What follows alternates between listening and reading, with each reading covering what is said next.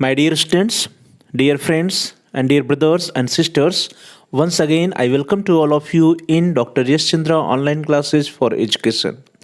मेरे प्रिय विद्यार्थियों, प्यारे भाई और बहनों, प्यारे मित्रों, प्यारे साथियों, मैं आप सभी लोगों का एक बार फिर से doctor Yash Chandra online classes for education में स्वागत करता हूं। आप सभी लोगों का हार्दिक स्वागत है, हार्दिक अभिनंदन है।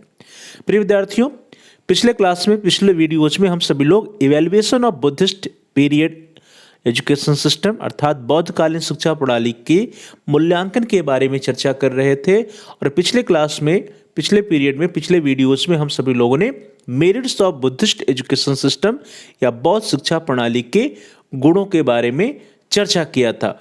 उसी सीरीज में, उसी श्रृंखला में आज हम सभी लोग बौद्धकालीन शिक्षा प्रणाली के मूल्यांकन के अंतर्गत जो बौद्धकालीन शिक्षा प्रणाली की जो दोष हैं, जो कमियां हैं, जो डीमेरिट्स हैं, उसके बारे में चर्चा करेंगे। In this video, in today's class we will discuss about the demerits of Buddhist education system या बौद्ध शिक्षा प्रणाली के दोष कौन कौन से हैं, बौद्ध शिक्षा प्रणाली की क्या क्या कमियां थी, इसके बारे में हम सभी लोग आज की क्लास में इस वीडियो के अंतर्गत चर्चा करेंगे।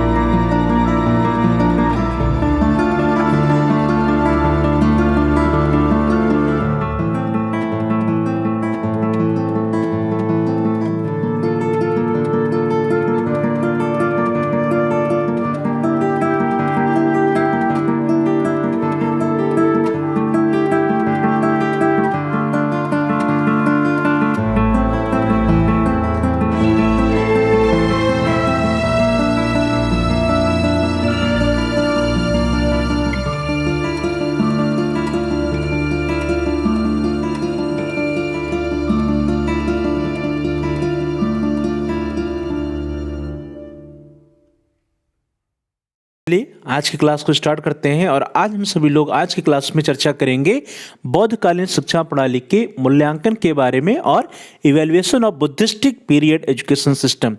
इसी से रिलेटेड जो पिछला वीडियो था, पिछली क्लास थी, उसमें हम सभी लोगों ने merits of Buddhist education system या बौद्धकालीन शिक्षा प्रणाली के विशेषताओं के बारे में, उसके गुणों के बारे में चर्चा किया था। उसी श्रृंखला में, उसी सीरीज में आज की क्लास में, इस वीडियो के अंतर्गत we will discuss about the demerits of Buddhist education system या बौद्ध शिक्षा प्रणाली के दोष के बारे में चर्चा करेंगे। प्रिय विद्यार्थियों, आप सभी लोगों ने पढ़ा है, आप सभी लोगों को ज्ञात है, हम लोगों ने चर्चा किया था कि जो बौद्ध शिक्षा है, बौद्ध शिक्षा प्रणाली का प्रादुर्भाव जो हुआ था वो ब्राह्मणी शिक्षा प्रणाली के प्रतिद्वंदी के रूप में हुआ था। हम लोगों ने चर्चा किया है कि बौद्ध शिक्षा प्रणाली, ब्राह्मणी शिक्षा प्रणाली में जो कमियां आ गई थी, जो बुराइयां आ गई थी, उन बुराइयों, उन कमियों को दूर करने के लिए बौद्ध शिक्षा प्रणाली का प्रादुर्भाव हुआ था। तो इस तरह से हम कह सकते हैं कि बौद्ध शिक्षा प्रणाली क्या है? ब्राह्मणी शिक्षा प्रणाली की एक प्रतिद्वंदी प्रणाली है या कंपटीटर है। प्रिय विद्यार्थियों, वैदिक शिक्षा के विभिन्न दोषों को दूर करने का प्रयास बौद्ध शिक्षा प्रणाली में किया गया था। जो भी वैदिक शिक्षा प्रणाली में, जिसको हम लोग हिंदू शिक्षा भी कहते हैं, उसमें जो भी डीमेरिट्स थी, जो भी कमियां थी, उन सभी कमियों को दूर करने का प्रयास बौद्ध शिक्षा प्रणाली में किया गया था। और इसीलिए यह माना जाता है कि बौद्ध शिक्षा प्रणाली अपने समय की संसार की सर्वश्रेष्ठ प्रणाली थी। तो ध्यान दीजिए, अपने समय की संसार की सर्वश्रेष्ठ शिक्षा प्रणाली के अंतर्गत बौद्ध शिक्षा प्रणाली का नाम आता है। अर्थात अपने समय की सबसे अच्छी सर्वश्रेष्ठ शिक्षा प्रणाली बौद्ध शिक्षा प्रणाली थी, क्योंकि इसमें वैदिक शिक्षा प्रणाली की अच्छाइयाँ तो थी ही, साथ ही साथ जो वैदिक शिक्षा प्रणाली की कमियां थी, उन दोषों को दूर करने का प्रयास किया गया था। प्रिय विद्यार्थियों, बौद्ध शिक्षा प्रणाली काफी सीमा तक वैदिक शिक्षा प्रणाली के समान थी। हम सभी लोगों ने जब similarities between Buddhistic education system and Vedic education system के बारे में चर्चा किया था, तब हम लोगों ने देखा था कि काफी कुछ जो है वैदिक शिक्षा प्रणाली और बौद्ध शिक्षा प्रणाली में सिमिलरिटी है, समानता है। इसी से रिलेटेड एक स्टेटमेंट है डॉक्टर एफ ई केई साहब का। He said that the Buddhist educational ideals and practice were closely connected with those of Brahmanism. That is, बौद्ध शिक्षा के आदर्शों और प्रयोग का ब्राह्मणी शिक्षा आदर्शों और प्रयोग से घनिष्ठ संबंध था। तो यफी केई साहब का जो स्टेटमेंट है, जो कथन है, उससे यह स्पष्ट हो जाता है कि जो एजुकेशनल आइडियल्स थे और प्रैक्टिसेस थे, अर्थात ब्राह्मणी शिक्षा के जो आदर्श थे, जो प्रयोग थे, वे लगभग दोनों ही शिक्षा प्रणालियों में सिमिलर थे, समान थे। जब दोनों ही शिक्षा प्रणालियों में काफ़ी कुछ समानता थी, तो उसी तरह से जो बौद्ध शिक्षा प्रणाली थी, जैसे कि वैदिक शिक्षा प्रणाली पूरी तरह से दोष रहित नहीं था, उसी तरह से बौद्ध शिक्षा प्रणाली भी पूरी तरह से दोष रहित नहीं था। अर्थात बौद्ध शिक्षा प्रणाली में भी कुछ कमियां थी, यह पूर्णतया दोष रहित नहीं था। यह एक कोई ऐसी शिक्षा प्रणाली नहीं थी जिसमें किसी भी प्रकार की कोई भी डिमेरिट्स या कमी ना हो। जिस प्रकार से ब्राह्मणी शिक्षा में कतिपय दोष थे, कमियां थी, उसी प्रकार से बौद्ध शिक्षा प्रणाली में कुछ डिमेरिट्स थे, कुछ दोष थे, कुछ कमियां थी। वे प्रमुख कमियां कौन कौन सी हैं, उन्हीं को हम सभी लोग आज की क्लास में इस वीडियो में चर्चा करेंगे कि what are the major demerits of Buddhist education system, या बौद्ध शिक्षा प्रणाली की प्रमुख कमियां कौन सी थी, या प्रमुख दोष कौन कौन से थे। चलिए सबसे पहले हम लोग द फर्स्ट डिमेरिट या पहली कमी के बारे में, पहले दोष के बारे में चर्चा करते हैं। The first one is corrupted environment of viharas and decline of Buddhism. अर्थात विहारों का भ्रष्ट वातावरण और बौद्ध धर्म का पतन। डियर स्टूडेंट्स, हम सभी लोगों ने चर्चा किया था कि जो बौद्ध मठ होते थे या बौद्ध विहार होते थे, उन्हीं बौद्ध मठों या बौद्ध विहारों में या बौद्ध संघारामों के द्वारा बुद्धिस्ट शिक्षा या बौद्धकालीन शिक्षा या बौद्ध शिक्षा प्रदान की जाती थी। लेकिन कालांतर में जो विहारों का वातावरण था वह काफ़ी करप्टेड हो गया, भ्रष्ट हो गया, और जिसकी वजह से बौद्ध धर्म का पतन भी हुआ। अर्थात बिहारों का जो भ्रष्ट वातावरण था वही बौद्ध धर्म के पतन का कारण भी बनता है। हम सभी लोगों ने चर्चा किया है, हम सभी लोग जानते हैं कि बौद्ध शिक्षा के केंद्रों के रूप में मठों और विहारों का जनतंत्री या प्रजातंत्री आधार पर संगठन किया गया था। अर्थात जो बौद्ध मठ थे या बौद्ध विहार थे, उनका संचालन डेमोक्रेटिक वे से या जनतंत्री या प्रजातांत्रिक आधार पर किया जाता था। बौद्ध मठों और बौद्ध विहारों का जो संगठन था वह डेमोक्रेटिक था, जनतंत्री था, प्रजातंत्री था। लेकिन कालांतर में बौद्ध मठों या विहारों के संगठन में कुछ शिथिलता आ जाती है।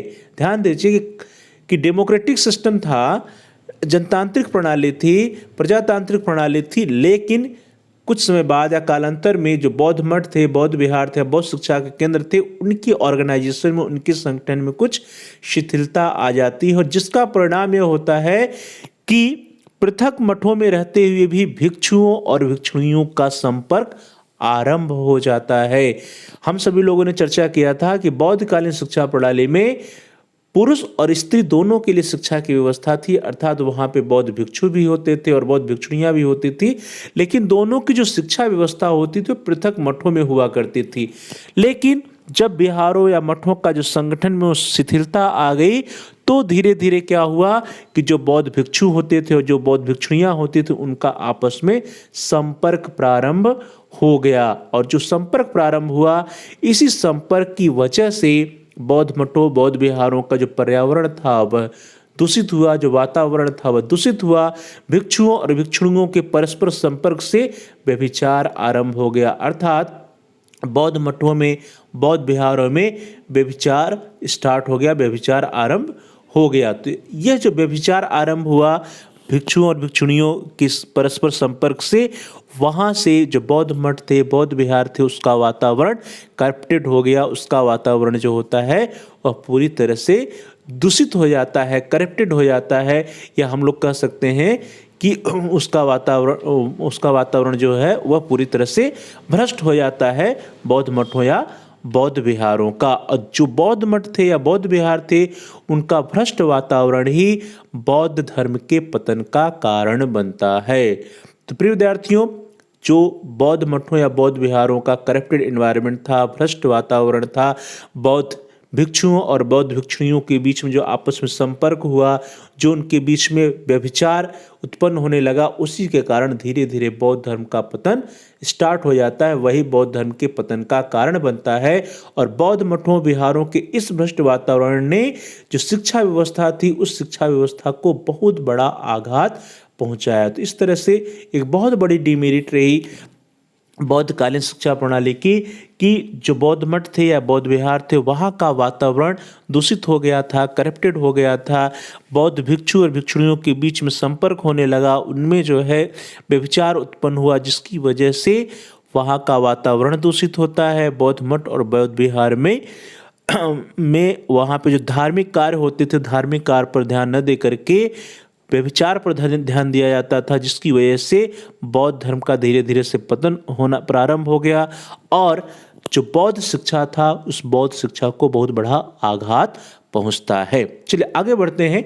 अगली जो डिमेरिट है, अगली जो कमी है, जो दूसरा दोष है, that was infusion of puritanical ideas, अर्थात कट्टर धार्मिक विचारों का समावेश। हम सभी लोग जानते हैं कि जो बौद्ध शिक्षा प्रणाली थी वह बौद्ध धर्म से जुड़ी हुई थी, अर्थात बौद्ध धर्म पर आधारित थी। पूरी की पूरी बौद्ध शिक्षा प्रणाली बौद्ध धर्म पर आधारित थी।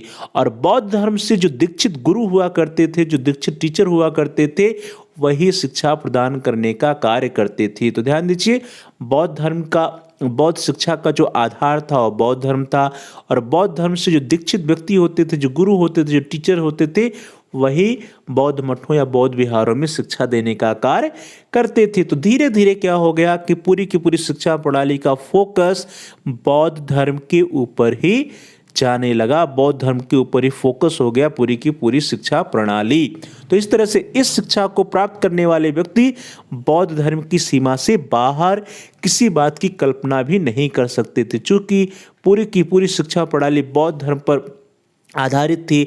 बौद्ध धर्म के आसपास या उसी के एरिया जो होता है, उसी के एरिया के अंतर्गत ही बौद्ध शिक्षा प्रदान की जाती थी। इसलिए जो बौद्ध शिक्षा प्राप्त करते थे, बौद्ध शिक्षा प्राप्त करने वाले व्यक्ति बौद्ध धर्म की जो बाउंड्री होती है, जो सीमा होती है, जो उसकी लिमिटेशंस होती है, उस डिलिमिटेशन के बाहर किसी भी प्रकार की वे कोई कल्पना नहीं कर सकते थे। तो इस तरह से देखा जाए तो बौद्ध जो शिक्षा थी, बौद्धकालीन शिक्षा या बौद्ध शिक्षा के द्वारा जो जन साधारण होते थे, उन जन साधारण के मस्तिष्क में धार्मिक कट्टरता का समावेश करने का प्रयास बौद्ध शिक्षा के द्वारा किया गया। तो यह भी बौद्ध कालीन शिक्षा प्रणाली की बहुत बड़ी डिमेरिट है कि जन साधारण के मस्तिष्क में धार्मिक कट्टरता का समावेश करने का प्रयास बौद्ध शिक्षा के द्वारा किया गया। प्रिय विद्यार्थियों, शिक्षा के द्वारा बौद्धों ने जन सामान्य को कट्टर बौद्ध धर्मावलंबी बनाने का प्रयास किया। ध्यान दीजिए कि एजुकेशन के द्वारा, शिक्षा के द्वारा जो जन साधारण थे, जो जन सामान्य थे, उनको कट्टर बौद्ध धर्मावलंबी बनाने का प्रयास बौद्ध शिक्षा के द्वारा किया गया। तो यह भी अपने आप में एक बहुत कमी है, बहुत बड़ी डिमेरिट है, बहुत बड़ा दोष है।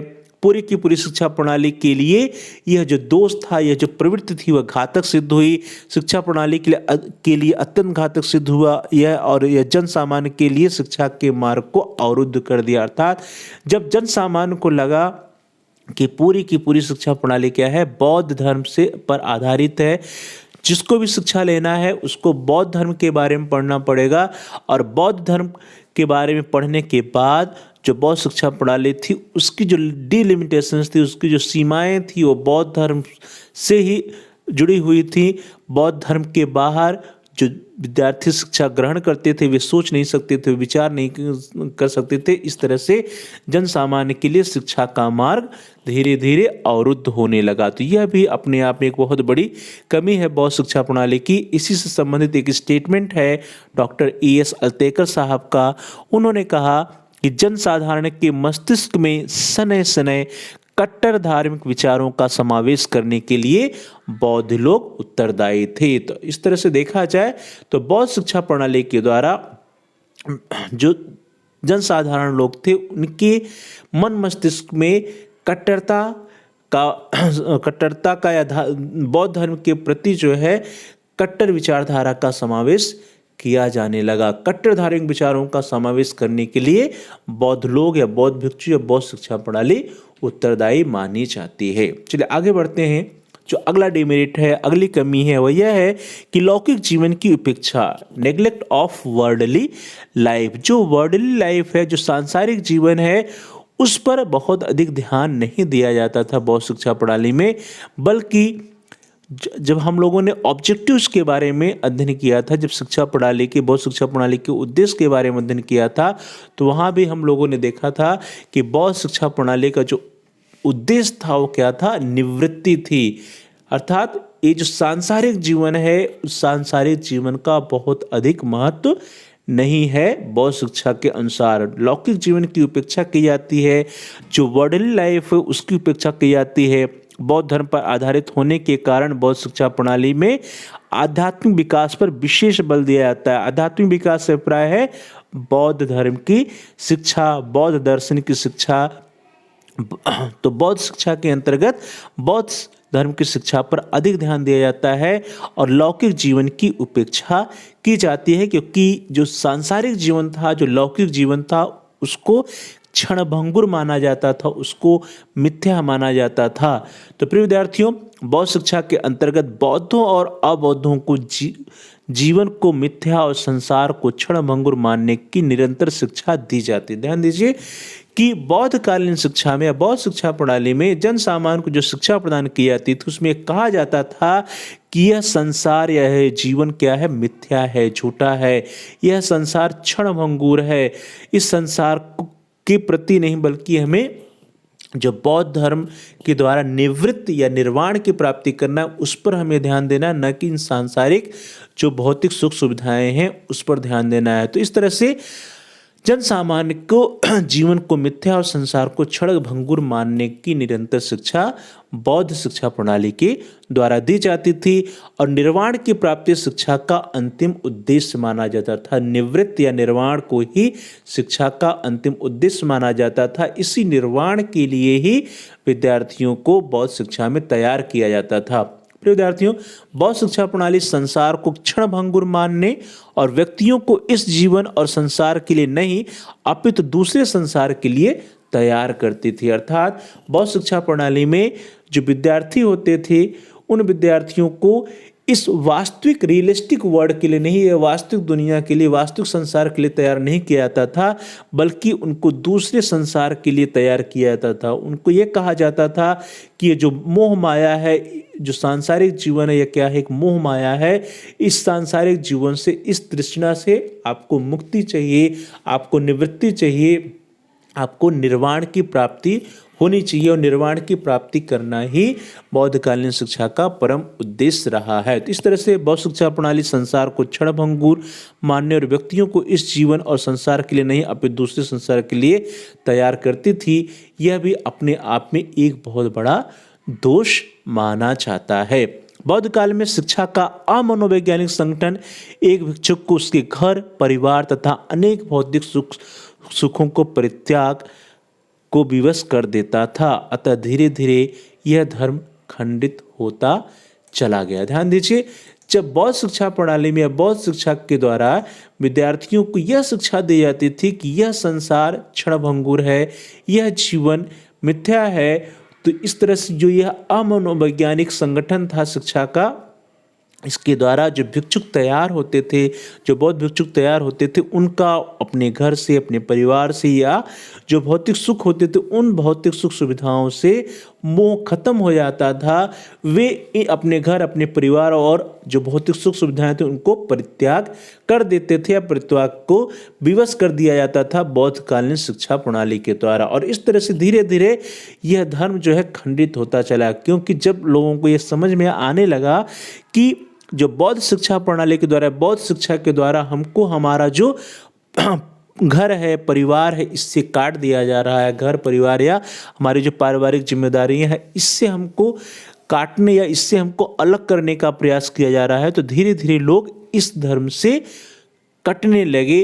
धीरे धीरे यह धर्म अपने आप में खंडित होता चला जाता है। लोगों का जो मोह है वो इस धर्म से कम होने लगता है, या बौद्ध धर्म से कम होने लगता है। तो बौद्ध धर्म के पतन का यह भी एक कारण बना कि जो बौद्ध शिक्षा था, वो बौद्ध शिक्षा का प्रमुख उद्देश्य निर्वाण की प्राप्ति होता था, न कि लौकिक जीवन के लिए विद्यार्थियों को तैयार करना। चलिए आगे बढ़ते हैं। अगली जो डिमेरिट है, अगली जो कमी है, that was neglect of women's education, या स्त्री शिक्षा की उपेक्षा करना। हम सभी लोगों ने पहले पढ़ा है, पिछले वीडियोज में, पिछली कक्षाओं में हम लोगों ने चर्चा किया है कि बौद्ध मठों या बौद्ध विहारों में प्रारंभ में स्त्रियों के प्रवेश की अनुमति नहीं थी, परंतु बाद में स्त्रियों को भी बौद्ध मठों में शिक्षा हेतु प्रवेश दिया जाने लगा था।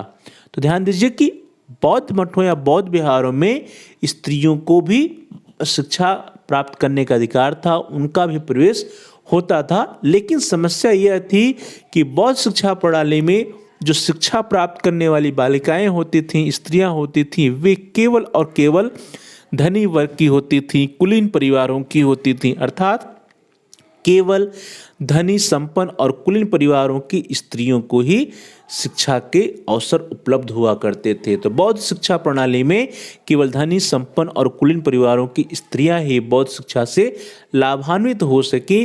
जो सामान्य वर्ग की बालिकाएं थीं, जो सामान्य वर्ग की स्त्रियां थीं, उनकी शिक्षा के लिए बौद्धों द्वारा किसी प्रकार का कोई कदम नहीं उठाया जाता है। तो इस तरह से देखिए कि बौद्ध शिक्षा प्रणाली में सामान्य परिवारों की स्त्रियों के लिए, सामान्य बालिकाओं के लिए बौद्धों के द्वारा कोई भी कदम नहीं उठाया जाता है, क्योंकि सामान्य वर्ग की स्त्रियों के लिए शिक्षा प्राप्त करने के अवसर इस तरह से हम कह सकते हैं कि लगभग नहीं के बराबर थे। क्योंकि बौद्धकालीन शिक्षा प्रणाली के अंतर्गत जिन स्त्रियों, जिन बालिकाओं ने शिक्षा प्राप्त किया, वे कुलीन परिवारों से थी, धनाढ्य परिवारों से थी, सामान्य परिवारों से नहीं थी। सामान्य वर्ग की स्त्रियों के लिए इस प्रकार शिक्षा प्राप्त करने के अवसर लगभग नहीं के बराबर बौद्धकालीन शिक्षा में थे। प्रिय विद्यार्थियों, बौद्ध शिक्षा प्रणाली में जिस प्रकार बालकों और पुरुषों की शिक्षा का भार भिक्षुओं पर होता था, उसी प्रकार से बालिकाओं और स्त्रियों की शिक्षा का उत्तरदायित्व बौद्ध भिक्षुणियों पर होता था। समस्या यह थी कि बौद्ध भिक्षुणियों ने इस पर ध्यान नहीं दिया कि जो सामान्य परिवार की बालिकाएं हैं, उनको हम शिक्षा प्रदान करने का कार्य करें। तो इस तरह से देखा जाए, जो स्त्रियों या बालिकाओं की शिक्षा, या जनसाधारण परिवार की जो बालिकाएं जो शिक्षा प्राप्त नहीं कर सकी, उसके पीछे जो बौद्ध भिक्षुणियां थी, उन्हीं का रोल है, वही जिम्मेदार होती हैं।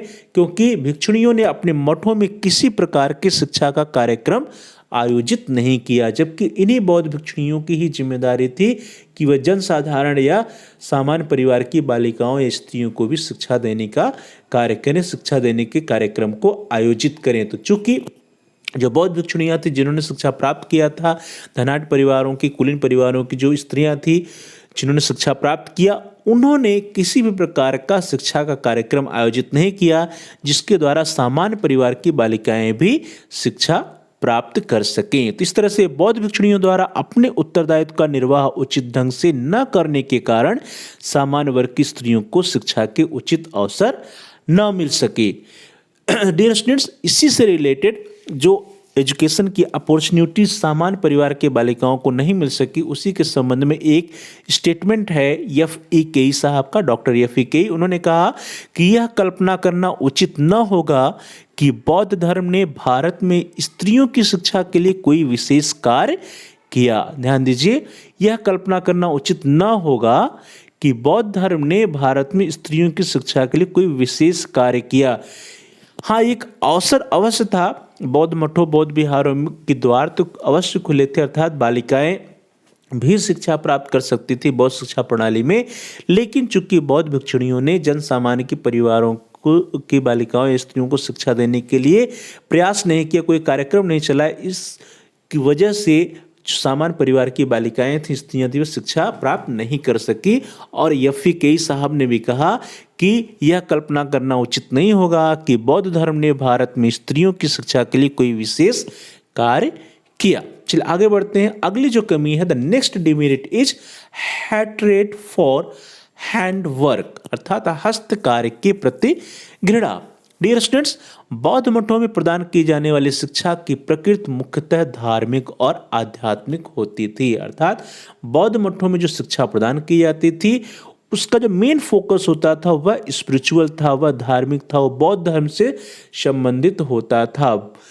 और इसके अलावा जो हस्तकार या शिल्पकार होते थे उस पर बहुत ही कम ध्यान दिया जाता था, या न के बराबर ध्यान दिया, या फिर उसकी उपेक्षा की जाती थी। बौद्ध शिक्षा पद्धति में लौकिक विषयों को तो स्थान दिया गया था, किंतु जो हस्तकार थे उन हस्तकारियों तथा शारीरिक श्रम से संबंधित शिक्षा की उपेक्षा की गई थी। तो ध्यान दीजिए, जो लौकिक विषय थे, जब हम लोगों ने करिकुलम पढ़ा था, करिकुलम में पढ़ा था कि लौकिक विषय अर्थात लौकिक और आध्यात्मिक दोनों प्रकार के विषय या पाठचर्या में दोनों प्रकार के विषय सम्मिलित किए गए थे, लेकिन जो हस्तकार हैं, हस्तकार तथा शारीरिक श्रम से संबंधित शिक्षा की उपेक्षा की जाती है बौद्ध शिक्षा पद्धति में। तो इसका परिणाम क्या होता है, इसका रिजल्ट क्या होता है कि हस्तकार्यों तथा शारीरिक श्रम को हेय समझा जाने लगता है और श्रम के प्रति आदर की भावना समाप्त हो जाती है। तो ध्यान दीजिए कि चूंकि हस्तकार्यों को या शारीरिक श्रम को इग्नोर किया जाता है बौद्ध शिक्षा प्रणाली में, इसलिए हस्तकार और शारीरिक श्रम को हेय समझा जाने लगा और श्रम के प्रति आदर की भावना समाप्त होने लगी। जो हस्तकार या शारीरिक श्रम करते थे उनको भी हेय समझा जाने लगा था। इसी से रिलेटेड एक स्टेटमेंट है डॉक्टर महेश चंद्र सिंघल जी का। उन्होंने कहा कि हस्तकार्यों को हेय समझा जाने लगा, जिससे उच्च वर्गों के लोगों ने इसे पूर्णतः छोड़ दिया और इस प्रकार श्रम की गुरुता की भावना का भी विनाश होता है। तो ध्यान दीजिए कि जब जो हस्तकार थे, जो हैंडवर्क थे, उनको हेय समझा जाने लगा तो उसका रिजल्ट क्या हुआ कि जो उच्च वर्ग के लोग थे, उच्च वर्ग के व्यक्ति थे, उन्होंने इसे पूर्णतः रिजेक्ट कर दिया, इसको इन्होंने पूर्णतः छोड़ दिया। और जब इसको पूर्णतः उन्होंने छोड़ दिया तो इस प्रकार से जो श्रम के प्रति उचित भावना होनी चाहिए तो वह नहीं हो पाई, बल्कि श्रम की गुरुता की भावना का विनाश होता है। अर्थात जो श्रम करने को या हस्तकार्यों को हेय दृष्टि से देखा जाता था और इसको जो करते थे, हस्तकार जो करते थे, श्रमकार जो करते थे, चूंकि हस्तकार और श्रमकार को हेय समझा जाता था, इसीलिए उसको करने वाले व्यक्तियों को भी समाज में हेय की दृष्टि से देखा जाता था। तो यह भी एक प्रकार से बौद्ध शिक्षा प्रणाली की बहुत बड़ी कमी मानी जाती है। अगली जो डिमेरिट है that is neglect of military training, अर्थात सैनिक प्रशिक्षण की उपेक्षा। डियर स्टूडेंट्स, हम लोगों ने पढ़ा है कि बौद्धकालीन शिक्षा प्रणाली में अहिंसा में पर विश्वास किया जाता था। तो अहिंसा में विश्वास करने के कारण बौद्ध धर्म ने अहिंसा परमो धर्म के सिद्धांत का पोषण किया। तो जब अहिंसा परमो धर्म के सिद्धांत का पोषण किया जाता है तो बहुत अधिक जो है इन्होंने सैनिक प्रशिक्षण पर या मिलिट्री ट्रेनिंग पर या मिलिट्री साइंस पर ध्यान नहीं देते हैं। तो ध्यान दीजिए कि बौद्धकालीन शिक्षा प्रणाली में युद्ध कला, सैनिक विज्ञान, अस्त्र शस्त्र निर्माण की शिक्षा के प्रति लेश मात्र भी ध्यान नहीं दिया गया। परिणाम क्या हुआ उसका कि भारत देश सैनिक दृष्टि से कमजोर हो गया।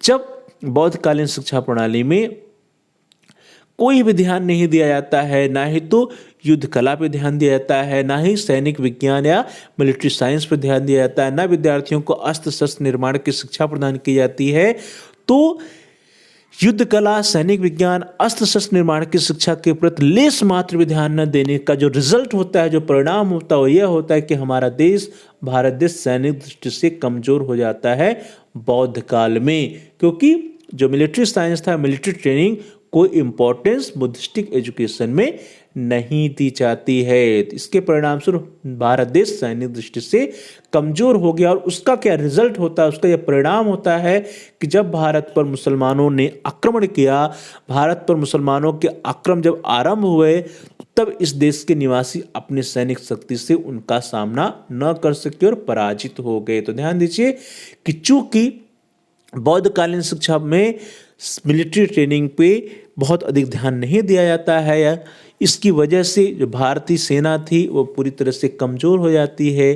जो हमारा देश भारत है वह सैनिक दृष्टि से पूरी तरह से कमज़ोर हो जाता है सैनिक प्रशिक्षण की उपेक्षा करने के कारण, और उसी का परिणाम होता है कि भारत पर जो मुसलमानों ने आक्रमण किया, जब भारत पर मुसलमानों का आक्रमण आरंभ होता है, तब इस देश के निवासी अपनी सैनिक शक्ति से उनका सामना करने में सक्षम नहीं होते हैं, वे उनका सामना नहीं कर पाते और पराजित हो जाते हैं। तो इस तरह से सैन्य दुर्बलता के कारण ही भारत कई शताब्दियों तक मुस्लिम शासकों या यवनों का गुलाम रहा। हम सभी लोगों ने इतिहास में पढ़ा है, हम सभी लोगों ने हिस्ट्री में पढ़ा है कि हमारा देश जो भारत है वह कई शताब्दियों तक मुस्लिम शासकों और यवनों का गुलाम रहा है। उसके पीछे यही कारण था कि बौद्ध शिक्षा प्रणाली के अंतर्गत मिलिट्री ट्रेनिंग पर नहीं ध्यान दिया गया। जब मिलिट्री ट्रेनिंग पर नहीं ध्यान दिया गया तो भारत सैन्य दृष्टि से कमजोर हो गया, और जब यमन या मुस्लिम शासकों ने भारत पर आक्रमण किया तो उनका हम सामना नहीं कर पाते हैं।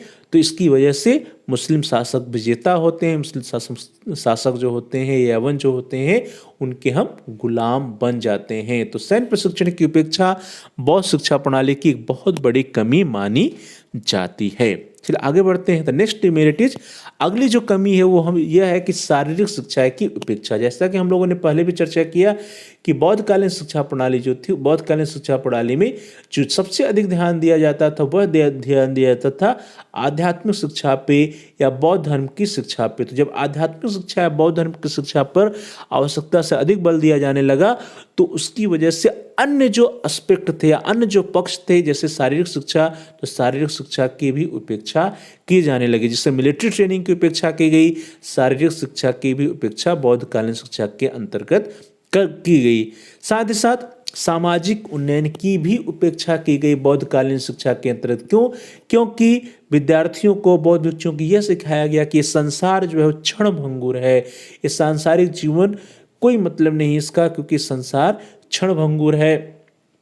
हमको जो है इस मोह माया जो है, लोभ लालसा जो है, इससे हमको मुक्त होना है। हमको क्या करना है? निवृत्ति अर्थात निर्वाण की प्राप्ति करना है। तो निर्वाण या निवृत्ति पर अधिक बल दिए जाने के कारण बौद्ध शिक्षा प्रणाली में जो सामाजिक या सोशल जो स्किल्स होते थे या सामाजिक उन्नयन जो विद्यार्थियों या बालकों का होता है उस पर जो है ध्यान नहीं दिया गया। तो सामाजिक उन्नयन की उपेक्षा भी बौद्धकालीन शिक्षा प्रणाली में की जाती है। साथ ही साथ बौद्ध धर्म ने धर्म अध्यात्म से जुड़ी जो मूल भावना था उसका त्याग कर दिया, अर्थात अनिश्वरवादी स्वरूप को ग्रहण किया। ध्यान दीजिए, हम लोगों ने चर्चा किया था, उसमें यह चर्चा किया था कि बौद्ध धर्म अनिश्वरवादी था, अर्थात वे ईश्वर में बहुत अधिक विश्वास नहीं रखते थे, वे अनिश्वरवादी थे। जबकि जो हमारा देश भारत है, हमारे देश भारत में लोग ईश्वरवादी हैं, ईश्वर में विश्वास करने वाले लोग हैं। तो इस तरह से जो भारत में ईश्वर को विश्वास करने वाले लोग हैं, लेकिन बौद्ध धर्म अनिश्वरवादी है, तो इसी वजह से भारत में इस धर्म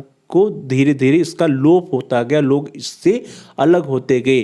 तो ध्यान दीजिए कि बौद्ध धर्म ने धर्म अध्यात्म से जुड़ी जो मूल भावना था उसका त्याग कर दिया, अनिश्वरवादी स्वरूप को ग्रहण कर लिया, और यही कारण है, उसी का परिणाम होता है कि भारत से इस धर्म व शिक्षा का लोप धीरे धीरे हो जाता है, क्योंकि भारत, हमारे देश भारत में लोग ईश्वर को मानने वाले हैं, ईश्वरवादी हैं, न कि अनिश्वरवादी हैं। अगली जो डिमेरिट है दैट इज कि शिक्षा का प्रशासन बौद्ध संघों के हाथों में होने से आय के निश्चित साधन उपलब्ध नहीं थे, अर्थात आय का जो निश्चित साधन था वह नहीं था। राजकीय सहायता मिलना या किसी के द्वारा दान मिलना यह नहीं निश्चित नहीं था कि कब मिलेगा, अर्थात आय के निश्चित स्रोत या इनकम के निश्चित स्रोत नहीं होते थे, आय के निश्चित साधन नहीं होते थे। इसकी वजह से इसका यह परिणाम होता था कि जो शिक्षा है वह सर्वसुलभ नहीं हो पाती थी, जनसाधारण को शिक्षा प्राप्त नहीं हो पाती थी, क्योंकि जो सोर्स ऑफ इनकम हुआ करता था वह कोई निश्चित साधन नहीं होता था। तो निश्चित साधन न होने की वजह से आय या इनकम की सोर्स कौन से होंगे या क्या होंगे उसकी निश्चितता न होने की वजह से कभी कभी धन की भी समस्या होती थी, और जिसका परिणाम यह हुआ कि वह जनसाधारण को शिक्षा प्राप्त नहीं हो पाई, या जो जनसाधारण थे उनको शिक्षा सर्वसुलभ नहीं हो सकी। अगली जो डिमेरिट है दैट इज कि गुरु और शिष्य में केवल वरिष्ठता का अंतर होना जैसे दोष बौद्ध शिक्षा प्रणाली में प्रारंभ से ही थे। ध्यान दीजिए कि बौद्ध शिक्षा प्रणाली में जो टीचर होता था, जो गुरु होता था और जो शिष्य होता था, उसमें बहुत अधिक अंतर नहीं होता था। गुरु को शिष्य से वरिष्ठ समझा जाता था, अर्थात जो गुरु होता है वह शिष्य से वरिष्ठ होता है। शिष्य भी जब ज्ञान प्राप्त कर लेता है, जब उन विषयों की शिक्षा प्राप्त कर लेता है, तो वह भी गुरु के इक्विवेलेंट हो जाता है बौद्ध शिक्षा प्रणाली में। जबकि वैदिक शिक्षा प्रणाली में ऐसा नहीं होता है। वैदिक शिक्षा प्रणाली में गुरु का स्थान सर्वोच्च होता है, गुरु का स्थान शिष्य से हमेशा ही उच्च होता है। तो इस तरह से गुरु और शिष्य में केवल वरिष्ठता का अंतर होना जैसे दोष बौद्धकालीन शिक्षा प्रणाली में प्रारंभ से ही पाए जाते हैं। अगला जो डिमेरिट है वह यह है कि शिक्षा के उद्देश्यों में संतुलन का अभाव, अर्थात शिक्षा के जो उद्देश्य थे, जो ऑब्जेक्टिव्स ऑफ एजुकेशन थे बुद्धिस्ट एजुकेशन के, बौद्धकालीन शिक्षा के, उसमें संतुलन नहीं था। शिक्षा के द्वारा ज्ञान, चरित्र, विभिन्न कला कौशल के विकास के साथ साथ व्यावसायिक शिक्षा भी दी जाती थी। जब हम लोग ऑब्जेक्टिव की बात करते हैं तो हम बात करते हैं कि विद्यार्थियों का चरित्र निर्माण, विद्यार्थियों को ज्ञान प्रदान करना, विद्यार्थियों को विभिन्न कला कौशल की शिक्षा देना या उनको ट्रेन करना, यह या व्यावसायिक शिक्षा प्रदान करना, यह सभी जो है बौद्धकालीन शिक्षा प्रणाली के उद्देश्य रही हैं। लेकिन जो मेन फोकस होता था वह मेन फोकस होता था बौद्ध धर्म की शिक्षा देना। तो इस तरह से जो अधिक जोर होता था वह धार्मिकता की शिक्षा पर होता था, बौद्ध धर्म की शिक्षा पर अधिक बल दिया जाता था। तो इस तरह से हम कह सकते हैं कि जो शिक्षा के उद्देश्य होते थे उसमें बैलेंस नहीं होता था, उसमें संतुलन का अभाव रहता था। तो अतः जीवन के सभी पक्षों पर समान बल न देने से यह प्रणाली जो है वो अमनोवैज्ञानिक हो जाती है, साइकोलॉजिकल नहीं रह जाती है। क्यों? क्योंकि यह जीवन के जितने भी डायमेंशंस होते हैं, जितने भी एस्पेक्ट होते हैं, उस सभी पक्षों पर समान रूप से ध्यान नहीं देती है, समान रूप से बल नहीं देती है। तो इस तरह से जीवन के सभी पक्षों पर समान बल न देने से यह प्रणाली अमनोवैज्ञानिक हो जाती है। अगली जो डिमेरिट है, अगला जो दोष है, अगली जो कमी है वह यह है कि शिक्षा का अमनोवैज्ञानिक संगठन। बौद्धकालीन शिक्षा प्रणाली में जो शिक्षा का संगठन था, इसके बारे में हम लोगों ने पढ़ा था कि शिक्षा 2 स्तर पे दी जाती थी बौद्ध काल में। The first one is primary level and second one is high level, अर्थात बौद्ध काल में शिक्षा केवल प्राथमिक और उच्च 2 ही स्तरों में विभाजित थी, जबकि प्राथमिक शिक्षा और उच्च शिक्षा के अलावा एक और प्रकार की शिक्षा दी जाती थी जिसको हम लोग मॉन्क एजुकेशन या भिक्षु शिक्षा कहते हैं। तो भिक्षु शिक्षा का विधान केवल ऐसे विद्यार्थियों के लिए होता था जो कि आजीवन बौद्ध भिक्षुक बने रहना चाहते थे। तो केवल बौद्ध भिक्षुओं के लिए भिक्षु शिक्षा की व्यवस्था थी और साथ ही साथ जो शिक्षा के लेवल थे, जो स्तर थे, वो 2 थे, प्राइमरी एंड हायर, अर्थात प्राथमिक और उच्च 2 ही स्तर हुआ करते थे। इस तरह से देखा जाए कि 6 वर्ष की प्राइमरी शिक्षा या प्राथमिक शिक्षा और उसके बाद एकदम से 8 वर्ष की जो उच्च शिक्षा होती थी, यह मनोवैज्ञानिक दृष्टि से सही नहीं है। क्यों नहीं सही है? क्योंकि आधुनिक काल की यदि हम लोग बात करें, आधुनिक काल की यदि हम लोग चर्चा करते हैं तो आजकल हम लोग देखते हैं कि विद्यार्थियों के लिए सबसे पहले जिसको हम लोग प्री नर्सरी कहते हैं या पूर्व प्राथमिक कहते हैं, प्री प्राइमरी कहते हैं, तो प्री प्राइमरी या नर्सरी या किंडरगार्टन की शिक्षा दी जाती है, आंगनवाड़ी की शिक्षा दी जाती है। तो इस तरह से पूर्व प्राथमिक, उसके उपरांत आता है प्राथमिक शिक्षा, फिर प्राथमिक शिक्षा के बाद माध्यमिक या सेकेंडरी एजुकेशन आता है, देन हायर एजुकेशन का नंबर आता है। तो पूर्व प्राथमिक, प्राथमिक, माध्यमिक, उच्च शिक्षा के स्तरों में विभाजित किया गया है पूरी शिक्षा प्रणाली को। शिक्षा के जो संगठन है आधुनिक काल में, यह जो है ज़्यादा मनोवैज्ञानिक है, ज़्यादा बैलेंस है, ज़्यादा संतुलित है बौद्धकालीन शिक्षा प्रणाली के संगठन की अपेक्षा। तो इस तरह से बौद्धकालीन शिक्षा प्रणाली का जो संगठन था वह भी अपने आप में अमनोवैज्ञानिक कहा जा सकता है। नेक्स्ट डिमेरिट इज बालोचित शिक्षण विधियों का प्रयोग नहीं किया जाता। ध्यान दीजिए कि बौद्ध शिक्षकों द्वारा शिक्षण कार्य जो किया जाता था वह तो अत्यंत परिश्रम से किया जाता था, लेकिन जो मेथड्स ऑफ टीचिंग हुआ करते थे, जो टीचिंग मेथड्स, जो शिक्षण विधियां होती थी, वह बालोचित या बालकों के लिए उचित नहीं होती थी। तो उचित शिक्षण विधियों का प्रयोग नहीं किया जाता था। अधिकांशतः विद्यार्थियों को लेक्चर मेथड के द्वारा ही पढ़ाया जाता था। इस काल में न तो वैदिक शिक्षा प्रणाली की तरह बालोचित नाटक और कहानी विधियों का प्रयोग किया गया और न ही अन्य किसी बालोचित विधि का विकास किया गया। ध्यान दीजिए, टीचिंग मेथड्स में जब हम लोगों ने वैदिक काल पढ़ा तो वहाँ हमने कहा कि कहानी विधि के द्वारा विद्यार्थियों को शिक्षा दी जाती थी। तो नाटक और कहानी विधियों का प्रयोग बौद्ध काल में नहीं किया जाता है, जो कि बालकों के लिए उचित शिक्षण विधि होती है, और ना ही अन्य किसी बालकों के लिए बालोचित शिक्षण विधि का विकास बौद्ध काल में किया जाता है। केवल और केवल क्या होता है, लेक्चर दिया जाता है, इमिटेशन या अनुकरण या रटने पर बल दिया जाता है बौद्धकालीन शिक्षा में भी। तो केवल अनुकरण व रटने की विधि को ही प्रोत्साहन मिला बौद्धकालीन शिक्षा प्रणाली में, जो कि पूरी तरह से अमनोवैज्ञानिक था। तो इस तरह से प्रिय विद्यार्थियों, बौद्धकालीन शिक्षा प्रणाली में न तो वैदिक शिक्षा प्रणाली की तरह बालोचित नाटक व कहानी विधियों का प्रयोग किया गया और न ही अन्य किसी बालोचित विधि का विकास किया गया, जिससे केवल अनुकरण व रटने विधि को ही प्रोत्साहन मिला और जो पूर्णतः अमनोवैज्ञानिक या इनसाइंटिफिक टीचिंग मेथड हुआ करता था। द नेक्स्ट डिमेरिट, अगली जो कमी है, दैट इज स्ट्रिक्ट डिसिप्लिन या कठोर अनुशासन।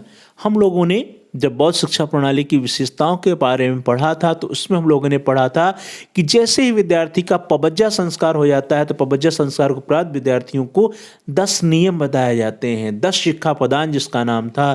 तो बौद्ध शिक्षा प्रणाली में पबज्जा संस्कार में स्वीकार किए गए 10 नियमों, जिसको हम लोग 10 शिक्षा प्रदान के नाम से जानते हैं, और बौद्ध मठों और विहारों के नियमों का पालन करने को ही अनुशासन माना जाता था। तो इस तरह से डियर, बौद्ध मठों और बौद्ध विहारों के नियमों का पालन करने और 10 शिक्षा प्रदान या 10 नियमों का पालन करना ही अनुशासन माना जाता। तो ये 10 नियम या बौद्ध मठ और बौद्ध विहार के जो नियम हुआ करते थे ये बहुत ही स्ट्रिक्ट हुआ करते थे। तो इस तरह से बौद्ध मठों और विहारों के नियम जो बाल, किशोर एवं युवा मनोविज्ञान के प्रतिकूल थे, क्योंकि जो 10 शिक्षा प्रदान के नियम थे या बौद्ध मठों और बौद्ध विहारों के नियम हुआ करते थे वे बालकों के लिए या किशोरों के लिए, युवाओं के लिए बहुत ही अधिक उनके लिए साइंटिफिकली या साइकोलॉजिकली उनके अनुकूल नहीं होते थे, बल्कि क्या होते थे, मनोवैज्ञानिक रूप से वे विद्यार्थियों के लिए, बालकों के लिए, किशोरों के लिए प्रतिकूल हुआ करते थे। तो ये सारे के सारे नियम क्या थे, प्रतिकूल थे।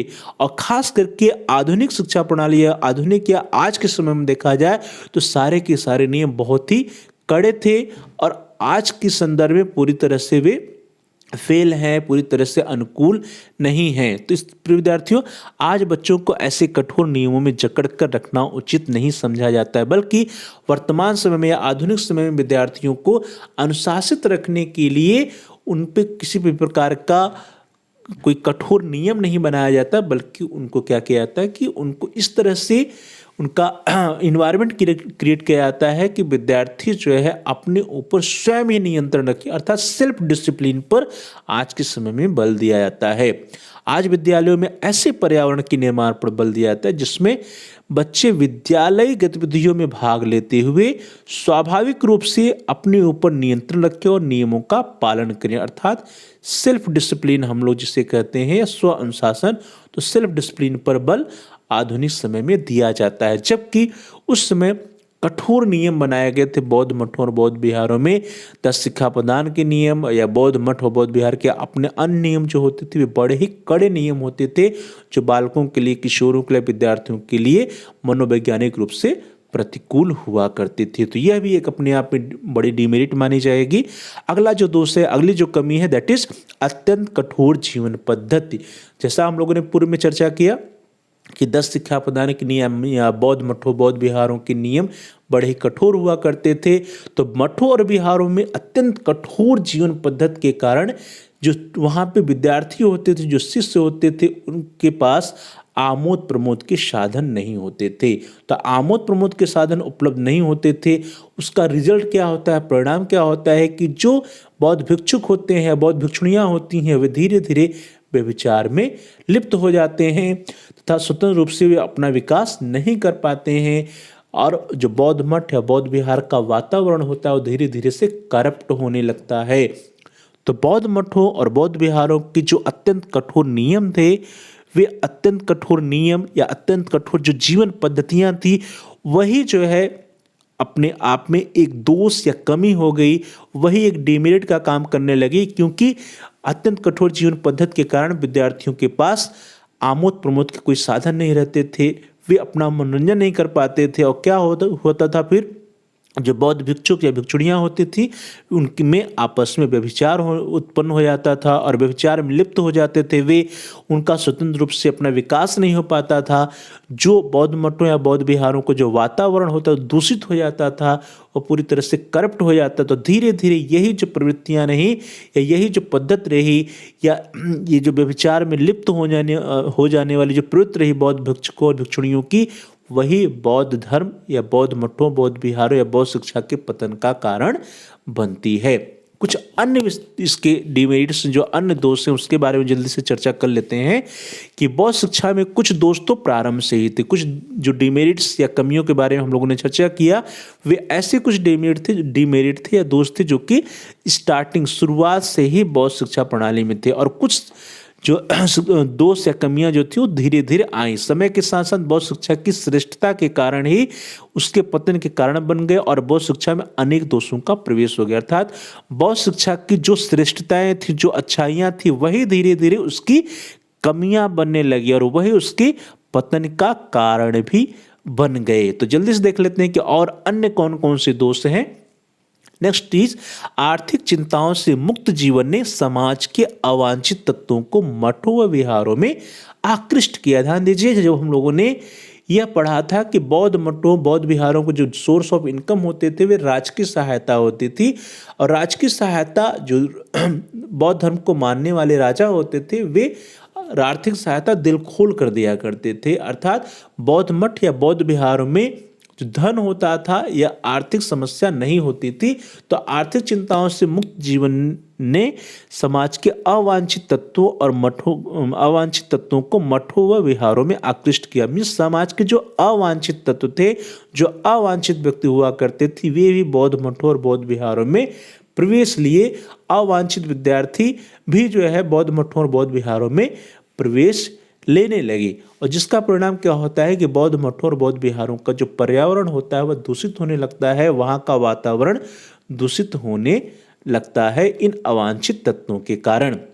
जनतांत्रिक व्यवस्था के कारण स्वेच्छाचारिता प्रवृत्तियों का जन्म हुआ और इन अवांछित लोगों के लिए विहारों का प्रबंध अपने हाथ में लेना संभव हो सका। हम सब लोगों ने यह चर्चा किया था कि जो बौद्ध मठ या बौद्ध विहार का सिस्टम होता था वो डेमोक्रेटिक होता था, जनतांत्रिक व्यवस्था होती थी। तो जनतांत्रिक व्यवस्था जहाँ पे बौद्ध मठों और विहारों की अच्छाई थी, वहीं पे वह उसकी कमी भी बन गई, क्योंकि जो अवांछित विद्यार्थी या अवांछित लोग बौद्ध मठों या विहारों में प्रवेश कर लेते थे, उनकी स्वेच्छाचारिता प्रवृत्तियों के कारण या उन लोगों के द्वारा जो बौद्ध मठों या विहारों का प्रबंध था उनको अपने हाथ में ले लेने के कारण बौद्ध मठ और बौद्ध विहार का पतन प्रारंभ हो जाता है।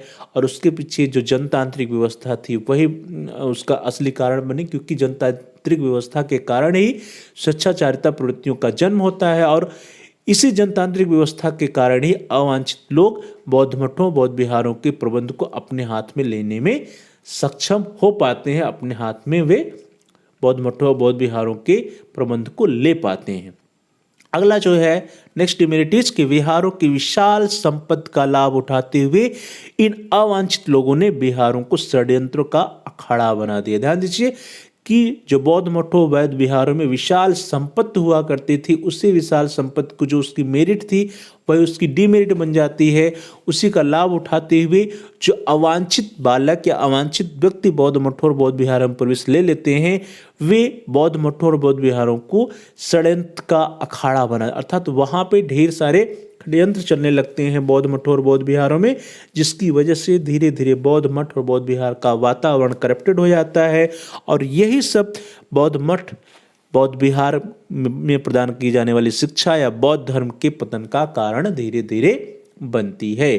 अगली जो कमी है वह यह है कि आजीवन ब्रह्मचर्य भार स्वरूप हो गया और भिक्षुगण व्यभिचारी बन गए। जो बौद्ध मठ या बौद्ध विहार में जो भिक्षुगण होते थे वे आजीवन ब्रह्मचर्य व्रत का पालन करते थे। ऐसा नियम होता था बौद्ध धर्म या बौद्ध शिक्षा प्रणाली में। लेकिन आजीवन ब्रह्मचर्य का पालन करना बौद्ध भिक्षुकों के लिए या बौद्ध भिक्षुणियों के लिए क्या हो जाता है, एक भार हो जाता है, एक बर्डन हो जाता है।